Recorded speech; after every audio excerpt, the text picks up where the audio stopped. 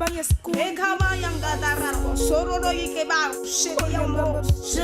ne suis plus le même. Je suis changé en ta loi. Je ne suis plus le même. Hello, bienvenue à ce vendredi spirituel, toujours dans la série sur comment et pourquoi avoir une communion ou une intimité avec le Saint-Esprit. Avant de vraiment entamer les techniques pratiques pour avoir une communion avec le Saint-Esprit, permettez-nous de revenir une dernière fois sur l'importance, la clé d'avoir la communion avec le Saint-Esprit. Un monsieur s'appelait Saül. Saül était d'une tribu qui était elle en fait la plus petite de la tribu d'Israël. Et la famille du père de Saül était aussi l'une des familles les plus négligeables et les plus négligées de la petite tribu d'Israël.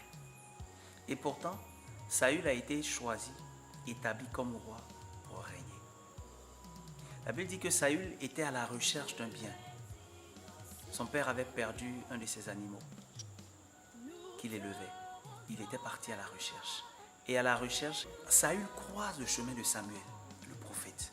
Samuel le prophète va le oindre de l'huile de Dieu. Et à partir de ce moment, l'identité de Saül va changer. La personnalité de Saül va changer. Saül va croiser une communauté de prophètes et Saül va commencer à prophétiser. Saül va voir sa destinée tout entière prendre une autre tournure.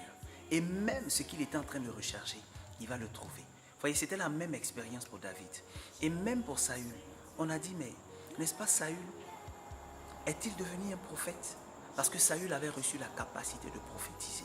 Le Saint-Esprit est celui qui vous donne la capacité de transformer votre propre destinée. Vous voyez, la prophétie, c'est certes pour annoncer les oracles de l'Éternel sur le présent et sur l'avenir. Mais la grâce, le don, l'appel de prophète, c'est aussi un appel qui a pour but d'influencer votre propre destinée.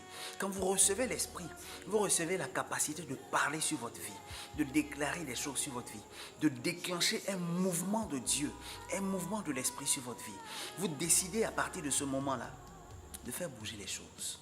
Et lorsque vous déclarez, ce n'est plus vous qui faites bouger les choses, mais c'est l'Esprit de Dieu, c'est la main de Dieu qui commence à se mouvoir dans votre propre vie et dans votre propre destinée. Vous avez besoin de l'Esprit pour faire bouger les choses. Vous avez besoin de l'Esprit afin que ce que vous recherchez depuis longtemps, vous puissiez le trouver. En réalité, vous avez besoin de croiser le chemin de l'Esprit afin de croiser le chemin de ce que vous recherchez. Est-ce que cela est professionnel? Est-ce que cela est marital? Est-ce que c'est plus une grâce d'enfantement? Est-ce que c'est la santé que vous recherchez? En fait, il n'y a rien que vous recherchiez sur cette terre que l'Esprit ne peut vous donner.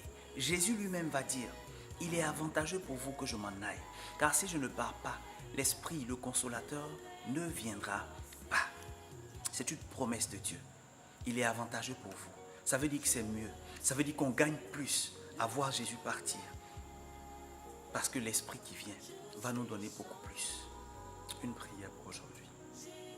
Seigneur, je te demande la grâce de me permettre de comprendre et de saisir la mesure pleine et totale de ton importance, Esprit de Dieu. Tu as parlé par les prophètes, tu as agi et aujourd'hui tu agis toujours. Tu opères des miracles, tu es la main agissante de Dieu sur la terre. Tu es la personne la plus importante sur la planète. Accorde-moi la grâce de te connaître, accorde-moi la grâce de t'expérimenter. Donne-moi la discipline de marcher sous tes douces influences au nom de Jésus de Nazareth. Amen. Dieu vous bénisse et à la semaine prochaine. Je suis changé.